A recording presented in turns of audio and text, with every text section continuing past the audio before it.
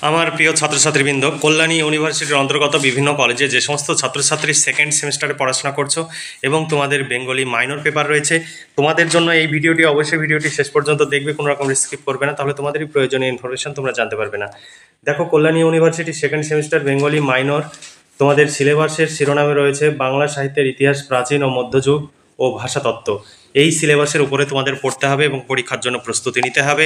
তোমাদের সামনে 5 ও 10 মার্কের প্রশ্নের সাজেশন আমি তুলে ধরবো 2025, যারা এই বছর অর্থাৎ 2025 শিক্ষাবর্ষে তোমরা পড়াশোনা করছো, সেকেন্ড সেমিস্টারে উঠেছো, ফার্স্ট সেমিস্টারে পরীক্ষা দিয়ে, তোমরা অবশ্যই এই ভিডিওটি ফলো করবে। আমাদের কাছে নোটস রেডি হয়ে গেছে।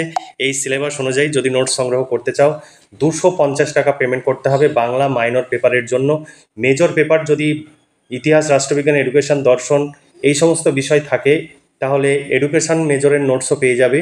মেজরের জন্য 250 টাকা পেমেন্ট করতে হবে। এসিসি পেপার আছে, এসিসি পেপারের জন্য 200 টাকা পেমেন্ট করতে হবে। অর্থাৎ মেজর এবং মাইনর প্রতি পেপারের জন্য 250 টাকা, এসিসি পেপারের জন্য 200 টাকা।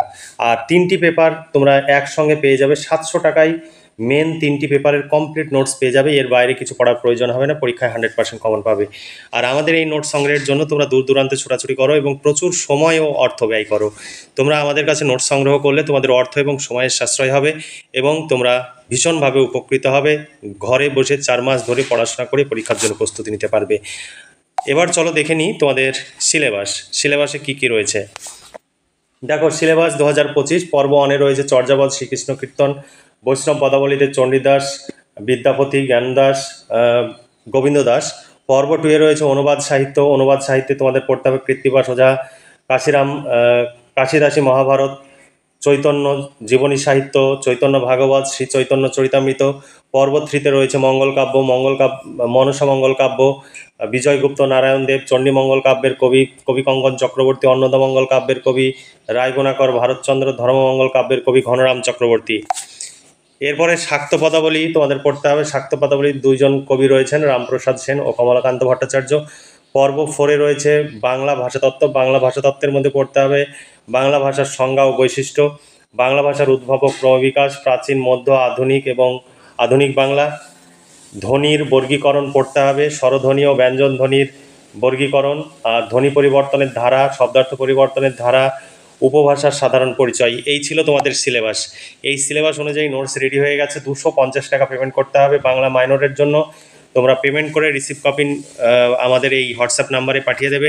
তার আগে অবশ্যই হোয়াটসঅ্যাপ নাম্বারে তোমরা ইউনিভার্সিটির নাম, সেমিস্টার এবং বিষয় উল্লেখ করে মেসেজ করবে, আমরা পেমেন্ট করতে বলবো, তারপরে পেমেন্ট করে রিসিভ কপি পাঠিয়ে দেবে, তোমাদের প্রশ্নোত্তরে PDF কপি পাঠিয়ে দেওয়া হবে।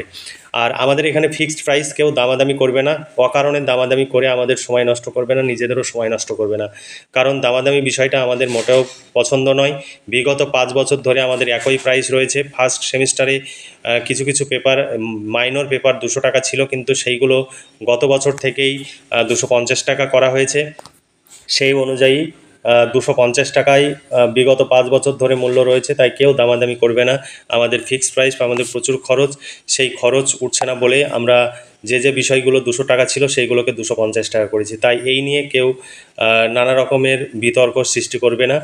নোটস সংগ্রহ করতে চাইলে যোগাযোগ করবে, নইলে তোমরা নিজেরা এই প্রশ্নগুলো রেডি করে পড়াশোনা করতে পারো। দেখো, 5 ও 10 মার্কের প্রশ্নের সাজেশন 2025। চর্যাপদ থেকে প্রশ্ন। 1 নম্বর প্রশ্ন, চর্যাপদের প্রতিফলিত তৎকালীন সমাজচিত্র তুলে ধরো, অথবা কে, কবে, কোথা থেকে চর্যাপদের পুঁথি আবিষ্কার করেন, চর্যাপদের সমাজচিত্র কিভাবে ফুটে উঠেছে আলোচনা করো। 2 নম্বর প্রশ্ন, চর্যাপদের কাব্যমূল্যের গুরুত্ব বুঝিয়ে দাও। 3 নম্বর প্রশ্ন, চর্যাপদ কে কবে সম্পাদনা করে গ্রন্থাকারে প্রকাশ করেন, সন্ধ্যাভাষা কি, সন্ধ্যাভাষার স্বরূপ সম্পর্কে আলোচনা করো। শ্রীকৃষ্ণ কীর্তন কাব্য থেকে প্রশ্ন, ভীষণ গুরুত্বপূর্ণ, তোমাদের পরীক্ষায় আসার সম্ভাবনা ভীষণ ভাবে রয়েছে। বড় চণ্ডীদাসের শ্রীকৃষ্ণ কীর্তন কাব্যকে আখ্যান কাব্য বলার কারণ ব্যাখ্যা করো, অথবা বড় চণ্ডীদাসের শ্রীকৃষ্ণ কীর্তন কাব্যের কাব্য বৈশিষ্ট্য বা সাহিত্যমূল্য বা কাব্যমূল্য বিচার করো, অথবা শ্রীকৃষ্ণ কীর্তন কাব্যের বিষয়বস্তু আলোচনা করো।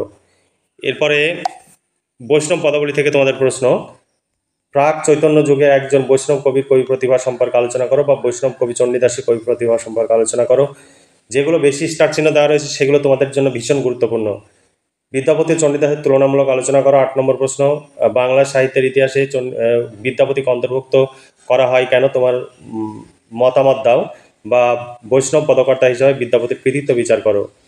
তারপর বৈষ্ণব পদকর্তা হিসাবে জ্ঞানদাসের কবি কৃতিত্বের পরিচয় দাও। বৈষ্ণব পদকর্তা হিসাবে গোবিন্দ দাসের পরিচয় দাও। কৃত্তিবাস ওঝা থেকে প্রশ্ন, এই প্রশ্নটি তোমরা মোটামুটিভাবে দেখে রাখবে। কৃত্তিবাসের রামায়ণের নিছক অনুবাদ সাহিত্য কিনা বিচার করে, এই সূত্রে তার মৌলিকতার দিকগুলি আলোচনা করো। তারপর প্রশ্ন, কৃত্তিবাসী রামায়ণের জনপ্রিয়তার কারণ ব্যাখ্যা করো। ভীষণ গুরুত্বপূর্ণ, মহাভারতের শ্রেষ্ঠ অনুবাদককে, তার কবি প্রতিভার দিকগুলি আলোচনা করো, অথবা কাশিরাম দাসের কবি কৃতিত্বের পরিচয় দাও। চৈতন্য জীবনী সাহিত্য থেকে প্রশ্ন, চৈতন্য ভাগবত গ্রন্থটির গুরুত্ব কতখানি বিচার করো, অথবা বাংলা ভাষায় রচিত প্রথম চৈতন্য জীবনী কাব্যটি নাম লিখে তার গুরুত্ব বিচার করো। এরপরে 15 নম্বর প্রশ্ন, মধ্যযুগে রচিত চৈতন্য জীবনী সাহিত্যের পরিচয় দাও। কোন কাব্যটিকে শ্রেষ্ঠ কাব্য বলে তুমি মনে করো, যুক্তিসহ আলোচনা করো। এরপরে পর্ব 3 থেকে মঙ্গল কাব্য থেকে প্রশ্ন, মনসামঙ্গল কাব্যের কবি বিজয়গুপ্ত নারায়ণ দেবের তুলনামূলক আলোচনা করো। মনসামঙ্গল কাব্যের অন্যতম শ্রেষ্ঠ কবি বিজয়গুপ্তের কবি প্রতিভার পরিচয় দাও। নারায়ণ দেবের কবি প্রতিভার পরিচয় দাও। চণ্ডীমঙ্গল কাব্য থেকে প্রশ্ন, চণ্ডীমঙ্গল কাব্যের রচয়িতা মুকুন্দরাম চক্রবর্তীর কবি প্রতিভার পরিচয় দাও, অথবা চণ্ডীমঙ্গল কাব্যের শ্রেষ্ঠ কবিকে, তার কবি প্রতিভার অভিনবত্বের দিকগুলি বিচার করো। ধর্মমঙ্গল কাব্য থেকে প্রশ্ন,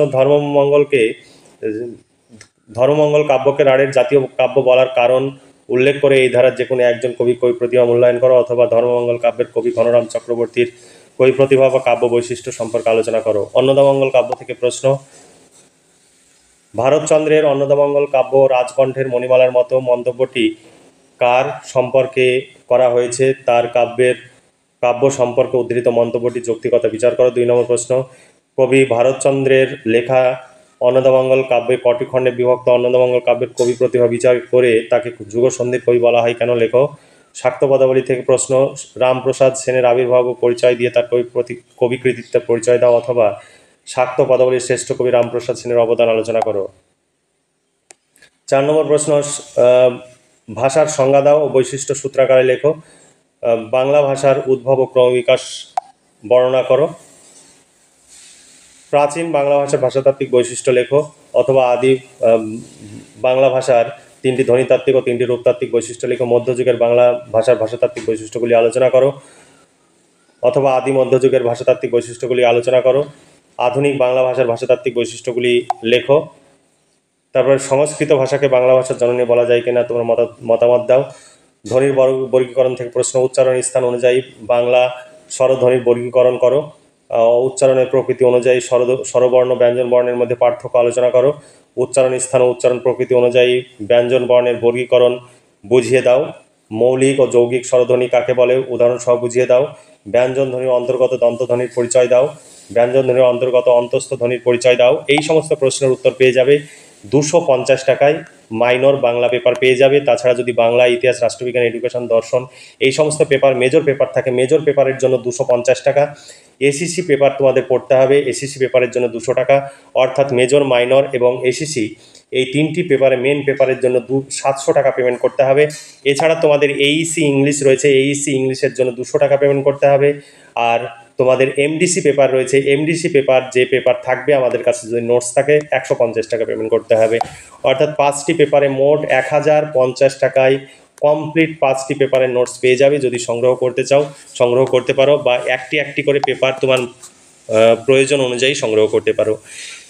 তবে আমাদের এখানে ফিক্সড প্রাইস, কোনো রকমের দামাদামি হয় না, তাই অকারণে দামাদামি করবে না, কারণ আমাদের প্রচুর খরচ। সেই খরচ তোলায় আমাদের ক্ষেত্রে অনেক কষ্ট পেতে হয়। তাই তোমরা আমাদের সহযোগিতা করবে এবং আমাদের পাশে থাকবে, তাহলে আমাদের কাছ থেকে পরবর্তী সেমিস্টারগুলোতে নোটস পেয়ে যাবে। এখানে 12 মার্কস লেখা রয়েছে, এটা ভুলক্রমে লেখা হয়েছে। এটি 5 ও 10 মার্কের লেখা হবে, ছিল, কিন্তু সমস্যা নেই। এরপরে দেখো 6 নম্বর প্রশ্ন, উচ্চারণ স্থান অনুযায়ী স্বরধ্বনির বর্গীকরণ করো। 2 নম্বর প্রশ্ন, উচ্চারণের প্রকৃতি অনুসারে স্বরবর্ণ ব্যঞ্জন বর্ণের মধ্যে প্রধান পার্থক্যগুলি আলোচনা করো। উচ্চারণ স্থান প্রকৃতি অনুযায়ী ব্যঞ্জন বর্ণের বর্গীকরণ বিষয়টি আলোচনা করো। এখানে রয়েছে। তারপর প্রশ্ন দেখো, ধ্বনি পরিবর্তনের কয়টি ধারা বা সূত্র ও কি কি, প্রত্যেক প্রকারের উদাহরণ সহ ব্যাখ্যা করো। তারপরে বাংলা ব্যাকরণে ঘোষীভবন ও অঘোষীভবন প্রক্রিয়া উদাহরণ সহ বুঝিয়ে দাও। তারপর শব্দার্থ পরিবর্তনের প্রধান ধারাগুলি উদাহরণ সহ আলোচনা করো। উপভাষার সাধারণ পরিচয়, উপভাষা কাকে বলে, বৈশিষ্ট্যগুলি লেখো। 2 নম্বর প্রশ্ন, ভীষণ গুরুত্বপূর্ণ, উপভাষা কাকে বলে, উপভাষার শ্রেণী বিভাগ করে যে কোনো এক প্রকার উপভাষার ভাষাতাত্ত্বিক বৈশিষ্ট্য লেখো, অথবা রাঢ়ী উপভাষার ভাষাতাত্ত্বিক বৈশিষ্ট্য লেখো। বঙ্গালী উপভাষার ভাষাতাত্ত্বিক বৈশিষ্ট্য লেখো। ঝাড়খণ্ডী উপভাষার ধ্বনিতাত্ত্বিক রূপতাত্ত্বিক বৈশিষ্ট্যগুলি লেখো। বরেন্দ্রী উপভাষার ভাষাতাত্ত্বিক বৈশিষ্ট্য লেখো। কামরূপী উপভাষার ভাষাতাত্ত্বিক বৈশিষ্ট্যগুলি লেখো। এই ছিল তোমাদের সাজেশন ভিত্তিক প্রশ্ন। এই প্রশ্নগুলির উত্তর পেয়ে যাবে। 250 টাকা পেমেন্ট করতে হবে। আমাদের এখানে ফিক্সড প্রাইস, কোনোরূপ দামাদামি হয় না, তাই কেউ দামাদামি করে অকারণে আমাদের সময় নষ্ট করবে না, নিজেদের সময়ও নষ্ট করবে না। তো তোমরা যদি নোট সংগ্রহ করতে চাও তবেই নিচে দেওয়া হোয়াটসঅ্যাপ নাম্বারে যোগাযোগ করবে, নইলে তোমরা এই প্রশ্নগুলো ফলো করে তোমরা পড়াশোনা করতে পারো। এরপরে দেখো 2024 সালে কি প্রশ্ন পড়েছে, সেই প্রশ্নটিও এখানে তুলে দেওয়া রয়েছে। পুরো যেভাবে প্রশ্ন রয়েছে সেই প্রশ্নটি হুবহু তুলে দেওয়া আছে, তোমরা সংগ্রহ করতে পারো। কত মার্কের কটি প্রশ্ন আসবে, কিভাবে প্রশ্ন আসবে, সমস্ত তোমরা এই প্রশ্নপত্রটি দেখলেই বুঝে যাবে। তাই তোমরা আমাদের কাছে নোট সংগ্রহ করলে ভীষণভাবে উপকৃত হবে। তোমরা যেমন উপকৃত হবে, আমাদের কাজ চালিয়ে যাওয়ার জন্য যে প্রচুর খরচ, সেই খরচটি তোলাও সম্ভব হবে। তাই সবসময় আমাদের কাছ থেকে সরাসরি নোট সংগ্রহ করবে, বাইরে থেকে নোট সংগ্রহ করবে না। আর বাইরে থেকে নোট সংগ্রহ করে যদি কোনো প্রবলেম হয়, আমাদের কাছে যদি তোমরা বলো যে আপনাদের নোট সংগ্রহ করেছি, তাহলে কোনো সহযোগিতা পাবে না। কারণ বাইরে যদি তুমি নোট সংগ্রহ করো, তাতে আমাদের কোনো লাভ নেই। সব সময় আমাদের কাছ থেকে নোট সংগ্রহ করবে, তবেই তোমরা যেমন উপকৃত হবে, সেই সঙ্গে আমাদের যে বিপুল খরচ, সেই খরচটি তোলা অনেকটা সহজ হবে। তাই তোমরা সরাসরি আমাদের কাছ থেকে নোট সংগ্রহ করবে। বাংলা মাইনরের জন্য 250 টাকা পেমেন্ট করতে হবে। তোমাদের যদি ইতিহাস, রাষ্ট্রবিজ্ঞান, এডুকেশন, দর্শন এই সমস্ত মেজর পেপার থাকে, মেজর পেপারের জন্য প্রতি পেপারের জন্য 250 টাকা, এসএসসি পেপারের জন্য 200 টাকা, অর্থাৎ তোমাদের মেজর, মাইনর, এসএসসি 3টি পেপারের জন্য মোট 700 টাকা পেমেন্ট করতে হবে। তোমরা চাইলে যোগাযোগ করে সংগ্রহ করতে পারো। এখানে দেখো সাজেশন ভিত্তিক প্রশ্ন উত্তর। তোমরা অনেকে ডেমো দেখতে চাও, এখানে দেখো প্রশ্নগুলো অথবা দিয়ে তুলে ধরা হয়েছে এবং উত্তরগুলো পয়েন্টস আকারে সুন্দর করে তুলে ধরা হয়েছে। তোমরা নোট সংগ্রহ করলে ভীষণভাবে উপকৃত হবে। এই নোট সংগ্রহের জন্য তোমরা দূর দূরান্তে ছোটাছুটি করো, প্রচুর সময় ব্যয় করো। প্রতিদিন তোমরা 5-6 ঘন্টা বা 7 ঘন্টা 8 ঘন্টা যারা দূর দূরান্তে যাও, তোমাদের নষ্ট হয়। সেই সময়ের মূল্য যদি আমরা ধরি, তাহলে লেবার চার্জ 400 থেকে 500 টাকা এখন বর্তমানে। তাহলে তুমি মাসে যদি 10 দিন যাও, 10 দিনে তোমার 4 থেকে 5,000 টাকা শুধু সময়ের মূল্য হিসাবে তোমার খরচ হয়। আর তাছাড়া তোমাদের যাতায়াত খরচ রয়েছে, টিফিন খরচ রয়েছে।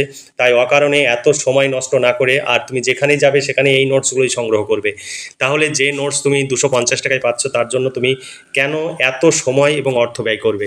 কারণ সময়ের মূল্য যদি 4 থেকে 5,000 টাকা ধরো, তারপরে টিউশন ফিজ রয়েছে 500 টাকা, যে অনেক দূরে পড়তে গেলে সেখানে 800-1000 টাকা পর্যন্ত তোমাদের মাসে বেতন দিতে হয়। তারপরে এক মাসে দেখা গেল তোমার 5টি থেকে 6টি বা 8টি তোমাদের প্রশ্ন হচ্ছে। তারপরে সেই উত্তরগুলো লিখে আনো, সেই উত্তরগুলো অনেক বানান ভুল করে লিখে আনো। এর ফলে তোমরা ভুল বানান লিখে এনে ভুল পড়ে পরীক্ষা দাও, পরীক্ষার ফলাফল খারাপ হয়। তাছাড়া যাতায়াত খরচ রয়েছে, টিফিন খরচ রয়েছে, ইত্যাদি ইত্যাদি। এতে তোমাদের খুব লাভ হয় না। ছোটাছুটি করতে গিয়ে সময় নষ্ট হয়। পরীক্ষার 10 দিন আগে বা 7 দিন আগে তোমাদের মাথা তখন ঠিক থাকে না। তখন পুনরায় তোমরা আমাদের কাছ থেকে আবার নোট সংগ্রহ করো। এইভাবে অপচয় করবে না। এখন থেকে অপচয় যদি করো এত সময় এবং অর্থের, তাহলে পরবর্তীতে এই সময় এবং অর্থ তোমাকে যন্ত্রণা দেবে। তোমরা এই যে সময় নষ্ট করছো, সেই সময়টা তুমি কম্পিটিটিভ পরীক্ষার জন্য প্রস্তুতি নাও, অথবা তুমি কোনো হাতের কাজ শেখো, যাতে ভবিষ্যৎ কর্মজীবনে তোমার উপনীত হওয়া অনেকটাই সহজ হয়। বা বিভিন্ন কাজ শেখো, তাহলে তোমরা নিজেরা ভীষণভাবে উপকৃত হবে। আমার এই কথার দ্বারা যদি তোমরা উপকৃত হও, তোমার নিজের যেমন ভালো লাগবে, সেটা যদি আমি তোমরা যদি আমাকে বলো, আমার শুনতেও খুব ভালো লাগবে। তাই সবসময় নিজের ভবিষ্যৎ পরিকল্পনা করো, এবং সাধারণ ছেলেমেয়েদের জন্যই আমরা এই কাজ করি। তাই তোমাদের আমরা বলছি, ফ্যাশন নয়, তোমরা পড়াশোনা করো এবং ভবিষ্যৎ পরিকল্পনা এখন থেকেই করো। তোমরা বড় হয়েছো। তাহলে আজকে এই পর্যন্তই। ভালো থেকো, সুস্থ থেকো এবং খুব ভালোভাবে পড়াশোনা করো। ভবিষ্যৎ জীবনে সুপ্রতিষ্ঠিত হও। এই শুভকামনা জানিয়ে আজকের ভিডিওটি এখানে সমাপ্তি ঘোষণা করছি।